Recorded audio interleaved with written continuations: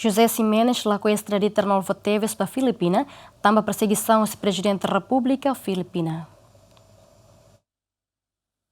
Advogado privado José Arnolfo Teves ateten situação na beira da UNE acontece na nação filipina. Presidente filipina Ferdinand Marcos halo perseguição política a soro vice-presidente Sara Duterte também hala com osan estado toconida. Também José Simenes lacoia do estado Timor-Leste extradita nia cliente banha nação no origem também la seguro Arnolfo nia vida.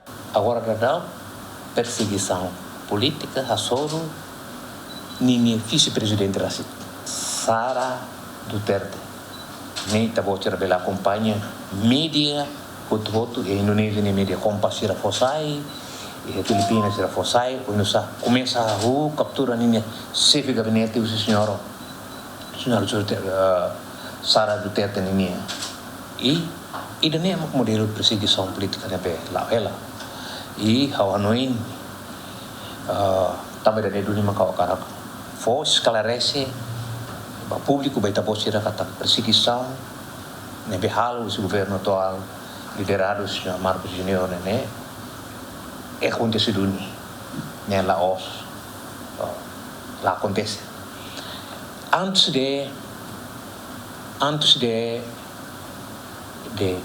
perseguição acontece a soro senhora Sara Duterte e tá postura até a minha testemunha ida senhor ida narang Salvador Panelo, é dia 23 de agosto, de outubro, mas presta depoimento e tribunal de recurso, agora da sira halo ela tentação o para atual impeachment na soro Sara Duterte. Penhira ne vila e agora acontece da soro Sara Duterte.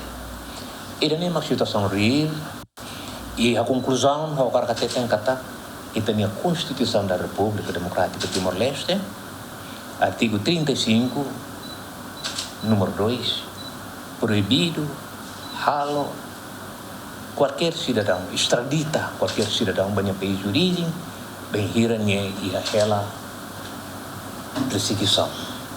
Nem o país de origem, nem o governo, nem o Estado, persegue ela, nem a Constituição, proibido.